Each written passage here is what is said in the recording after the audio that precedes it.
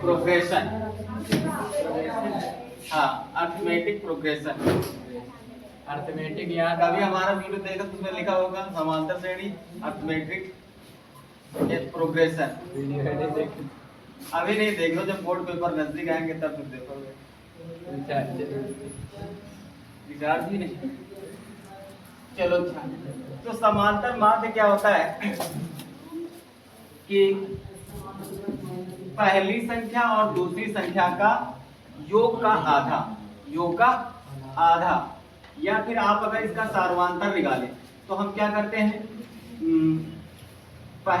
दूसरी में पहला वाला घटाते हैं और फिर निकालना हो तो तीसरे वाले में पहला घटाते हैं।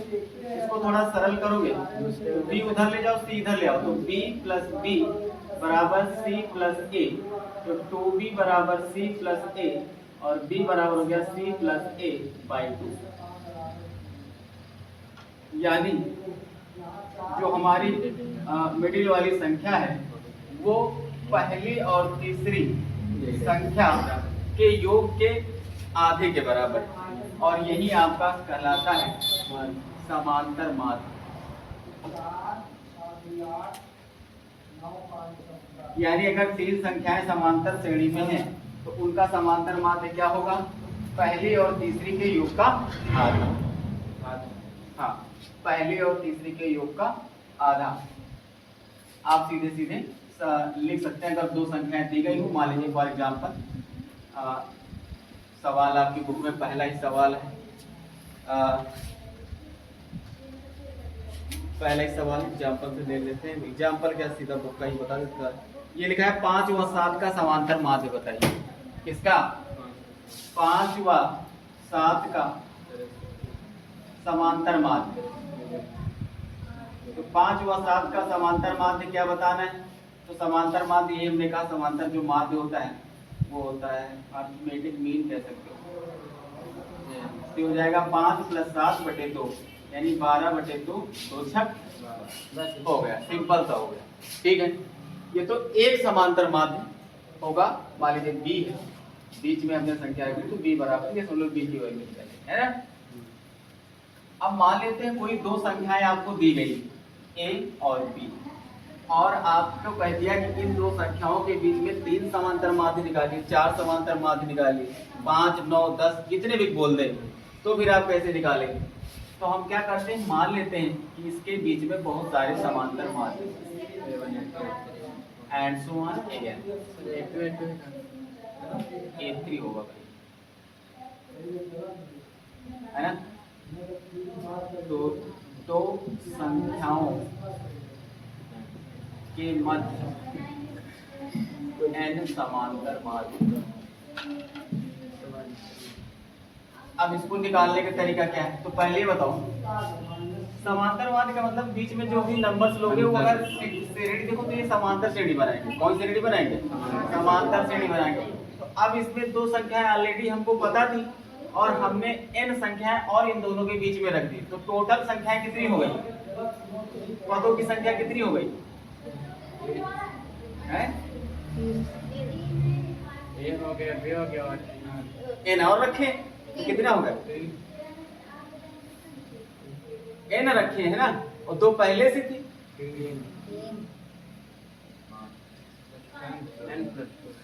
अरे भाई a और b पहले से दो हमें पता है, हमने बीच में n और डाल दी तो n प्लस 2। ये हमें नहीं पता है ना, इनकी संख्या कितनी है? n है, तो पदों की संख्या हो गई। तो पहला पद कितना है? प्रथम पद कितना है? a, और अंतिम पद कितना है? b है। तो आप जानते हैं सूत्र के अंतिम पद l बराबर होता है a plus n minus 1 into D, ये फॉर्मूला होता है। अब यहाँ अंतिम पद है b बराबर a, पहला पद a है, प्लस n की जगह क्या रखोगे? n plus 2। अब पदों की संख्या कितनी हो गई? n plus 2 minus 1 into D. इसको इधर लाओ तो b माइनस a बराबर n plus 1 into D. b बराबर आएगा b माइनस a बटे n प्लस 1। b आ गया हमारा सार्वंतर। क्या आ गया? समांतर। अब आपको पता है समांतर श्रेणी, अगर कोई पता हो तो पहला पद ए होता है, दूसरा क्या होता है ए प्लस बी, तीसरा क्या होता है ए प्लस टू डी, ए प्लस थ्री डी, ए प्लस फोर डी, ऐसे ही करते चला था। तो मतलब पांचों पूछ रहा तो ए प्लस फोर डी, एक कम है ना। तो अब अगर यहाँ पर A1 निकालना चाहोगे आप, तो A1 बराबर क्या लिखोगे? ये कौन सा पद है A1? इस समांतर श्रेणी में दूसरे नंबर पे आता है ना, तो दूसरा पद निकाल लो तो A प्लस डी। तो A का मान तो A ही है और D का मान कितना है B minus a upon n plus 1। इसी तरह दूसरा पद निकालोगे तो A प्लस टू डी। अरे कहने का मतलब भले ही दूसरा हो लेकिन समांतर श्रेणी में काउंट करोगे तो तीसरे नंबर पे आता है। कितने नंबर पे? तीसरे। तो एक कम करोगे तो a प्लस टू डी होगा। तो यहाँ पे मान रखोगे a plus two b minus a upon n plus 1। और ऐसे ही करते करते जब nवां पद निकालोगे ये हो जाएगा a प्लस एन डी। कुल मिला के a प्लस एन और d का मान कितना है b minus a upon n plus 1।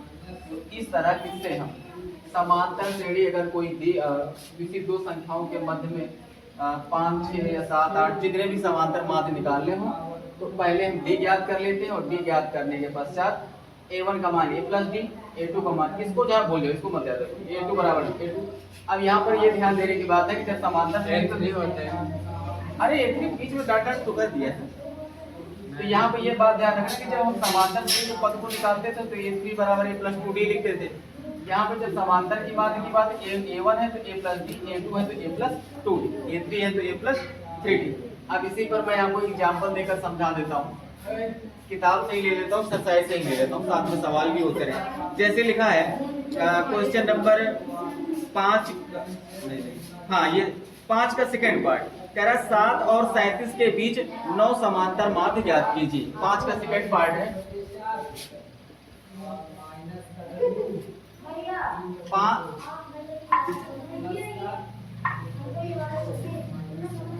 7 और 37 में 5 देखो ये 7 हो गया और ये 37। तो कितने समांतर माध्य ज्ञात करने हैं? 9 ज्ञात करने, यानी A1, A2, A3, A4, A5, A9। आप बीच में 6-7 लिखे है ना।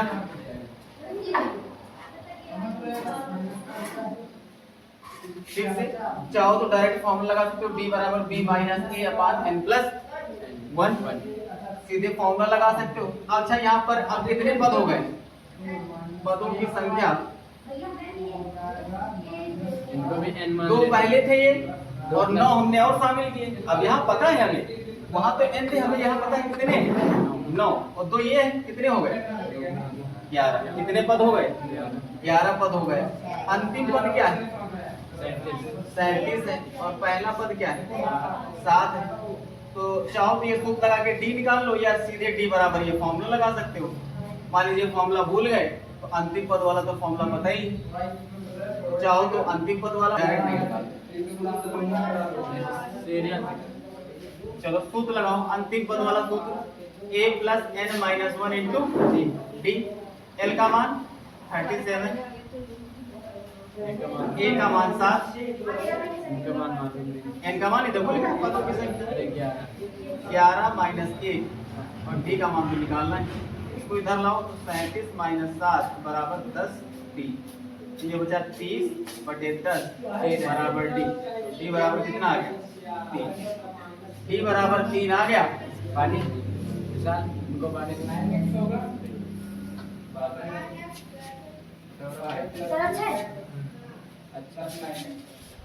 डी बराबर कितना आ गया 3। अब आपको पहला पद पता है तो 3 जो जोड़ते चले जाओ सब मिलता चला जाएगा। या फिर आप ऐसे a1 बराबर लिखो क्या a प्लस डी। ए का मान कितना है 7 प्लस 3 यानी 10। a2 बराबर क्या होता है a plus 2d। 7 plus 2 into D का मान 3 दूनी 6 7 6 13, ये 13 3 16, 16 3 19 और ऐसे ही निकालते चले जाओ क्योंकि A3 A4 A5 निकालो फिर इसमें जोड़ो तो 19 3 22 फिर A6 इसमें 3 जोड़ो 25, A7 25 3 28, A8 28 3 31, A9 31 3 34। चाहो तो ऐसे सॉल्व करते निकालो या सीधे लिख दो कि 3 3 का अंतर आएगा। जिसका साथी कोई है इसमें तो इसका साथी नहीं है तो इसमें से लिखा है ये दोनों देंगे 15x हो जाएगा।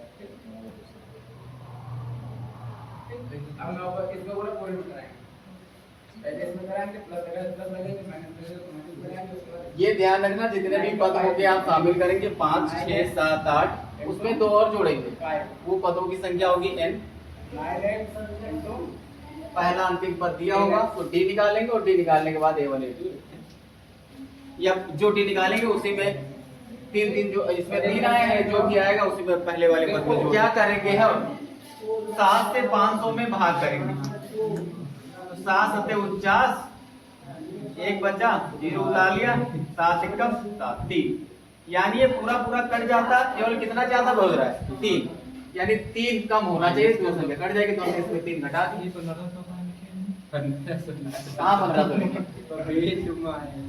उसके बीच में ये तुमको एक लग रहा है क्या? पहले लिखा था तो जो अब लिखा वो देखो ना, तो यानी ये नंबर होंगे। अब इनके संख्या कितनी है सबसे पहले वो निकाल लेते हैं। a का मान कितना है 7 d निकाला, लास्ट वाला पद कितना है 497 497 d और d निकाल लेते हैं तो d कितना आएगा 7 ही आएगा, 7 7 का अंदर चल रहा है या बाद वाले में घटा के देख लें तो l बराबर सूत्र लगा देंगे a plus n minus 1 into D formula. ये हो गया 497, a का मान 7 प्लस n हमें पता नहीं और d का मान भी 7, इसमें घटाओगे तो कितना हो जाएगा 70 आए n माइनस 1 7, ये हो गया 490 बटे 7 n माइनस 1, 7 से 49 प्लस 1 बराबर n बराबर आ गया 70। अब 71 आ गया। अब योग याद करना है तो योग आपको पता है SN बराबर SN बराबर क्या होता है n/2 a प्लस n लगा दो ना, जब मैं पहला और अंतिम पद है वो भी लगा सकते हो, कोई दिक्कत नहीं है। ये हो गया 71/2, a का मान 7 और l का मान कितना है 497, तो 71/2 504 कितना आएगा 5 2 से कट जाए 25 2 दूना 4 2 पंचे 10, 71 गुणे 252 142 के 2 गुणा कर देगा 252 आएगा, 7 से गुणा करोगे 7 दूनी 14, 7 बचे 35 से 36, 7 दूनी 14 3 17, 2 9 8 7 17,892। दूसरा तो बता ही दिया है, तीसरा भी हो गया, नहीं तीसरा नहीं हुआ। कह रहे हैं दो संख्याओं का अंतर यानी a माइनस बी बराबर दिया है 4 और समांतर माध्य क्या होता है a प्लस b/2, वो किसके बराबर दिया है 6 के बराबर। तो ये हो गया a प्लस b बराबर 12, समीकरण 2, दोनों को जोड़ डालो तो 2a बराबर 16, a बराबर 16/2, 2 8 16, a बराबर हो गया 8। तो समीकरण 1 से नहीं समीकरण 2 से ले लोगे तो ये हो जाएगा 8 प्लस b बराबर 12, b बराबर 12 माइनस 8, यानी b बराबर आ गया 4। संख्याएं हो गई पता। 3 और 17 के बाद n समांतर माध्य है पहले व अंतिम समांतर माध्य का अनुपात 9 5 का सेकंड पार्ट बता दिया था। ये 5 नंबर थोड़ा लंबा जगह कम है, बाद में बताएंगे। 6 का पहला देख लो, बहुत छोटा सवाल है। x y z समांतर श्रेणी में, तो यानी y बराबर 2y बराबर क्या होगा x प्लस z,